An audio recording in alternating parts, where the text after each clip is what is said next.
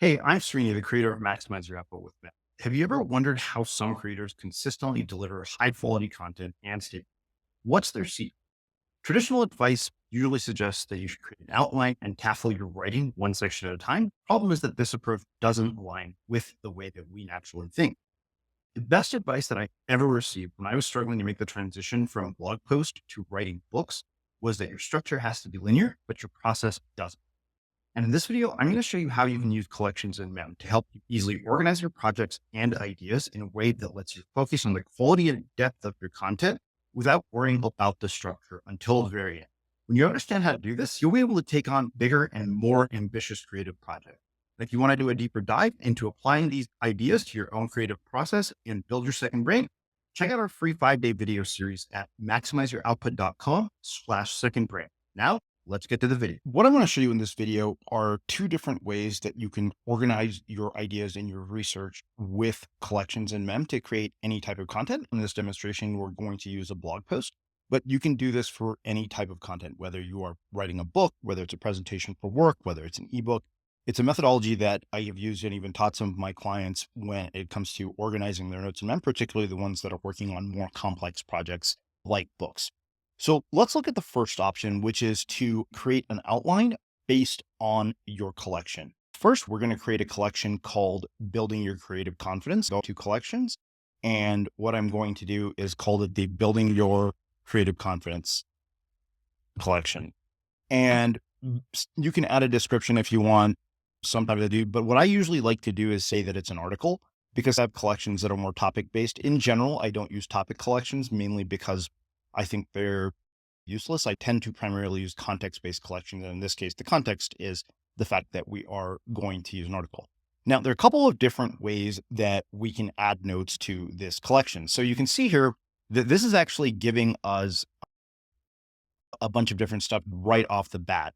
So you have this set of book notes on creative confidence. We basically have some of the stuff that's already here. The other thing that we can do here is use search. So you can see here that what it's doing is searching for articles based on creative confidence. But the other thing is we can go over into search, and then you can see here I have this interview collection. I have this other set of notes. So the other thing that's different here is we could basically search from right within here if we wanted to. And what we can do is we can basically just keep adding here, or we could actually go up to the search bar. And so you can see here that there are a bunch of different things that are here that are accounted for imports. But what's the benefit of going to search? The benefit of going to the search bar is that it'll give us a bigger set of results than the ones related to the collection. The other thing is that we have, this filtering component. If we wanted to, we can select each one of these and basically say we're going to add each one of these. Some of these are already part of that collection. You can see some already have the creative confidence tag. But what we're doing here is we're using the keywords that are relevant here. So as you can see here that creative and confidence are here in this particular note from a set of book notes, but they're not together. Let's go ahead and add that to our Building Your Creative Confidence collection.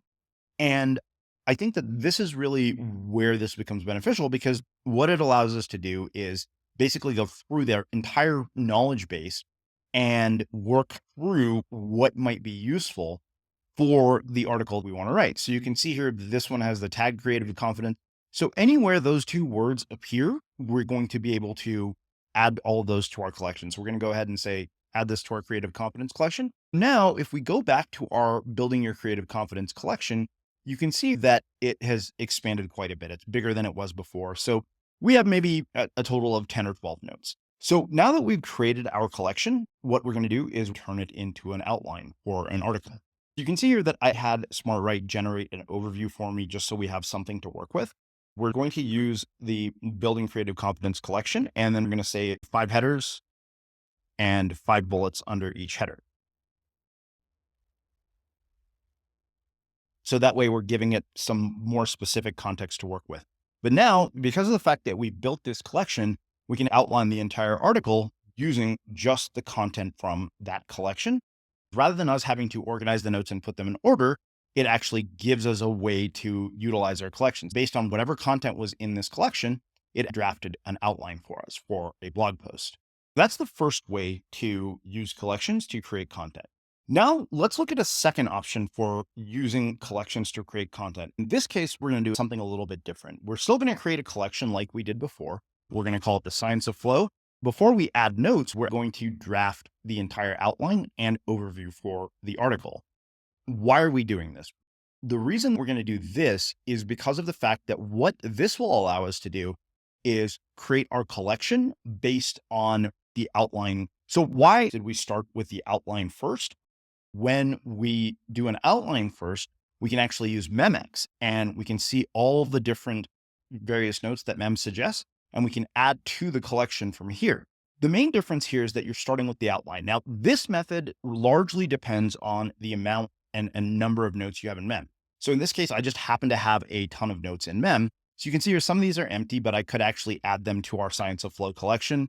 One of the things that is really beneficial, and I've done a video about this, is the notion of empty notes. Empty mems are actually really powerful when you know what they're connected to. So in this case, even though there's nothing in a lot of these notes, what we can do is we can actually add them to our collection. So at least we know they're probably going to be related to our Science of Flow article. What I'm going to do here is just go through everything that I've got here and add it to a collection as long as it's relevant.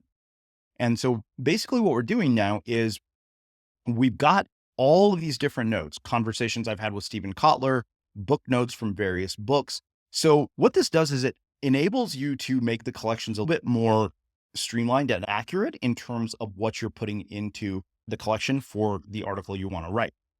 This option requires you to have a lot of content in general for it to be useful because it's associative. And if you've got this outline for an article on the neuroscience of flow, but you don't have any notes about the concept of flow, then you're probably not going to find anything useful in the sidebar. Now, if we look at our Science of Flow collection, which will make this article outline part of that collection as well, so that way we can access it from within the article, we can actually reference all the various notes that we might want to include. And most of these notes are already written. In a lot of ways, what we're going to be doing here is putting the puzzle pieces together in a way that matches the outline. If we wanted to, we could take every one of these notes, add the bidirectional links, and tell SmartWrite to place each note title under the appropriate headers. Let's go back to the demonstration overview and look at what we just did.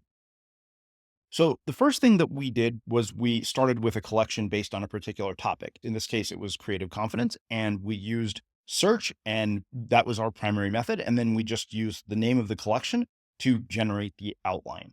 If you don't have a lot of notes on a particular topic, neither one of these methods will work well. But if your notes are limited on a topic, I suggest you go with option 1, because Memex isn't going to be very useful for you if you don't have a ton of notes on the topic that you are trying to create content about. The other option is to create a collection based on the outline. In that case, we created the outline and the overview first, and then used Memex to populate the collection. You can use search in both cases, but in the second case, Memex is guiding the content outline. This works well because it speeds up your process for gathering and organizing all the source material for any type of project that you are working on. Once you have a project overview, it's much easier to see the related notes. Collections can be used for a wide variety of purposes, from creating content like outlining blog posts to writing books to designing presentations for work. The key here when it comes to collections is that the more content you capture and the more ideas you capture, as long as they are connected and contextualized in some way, the more valuable Mem overall will be for you. The more you capture in Mem, the more you can create using your notes. If you have any questions, feel free to leave them in the comments below.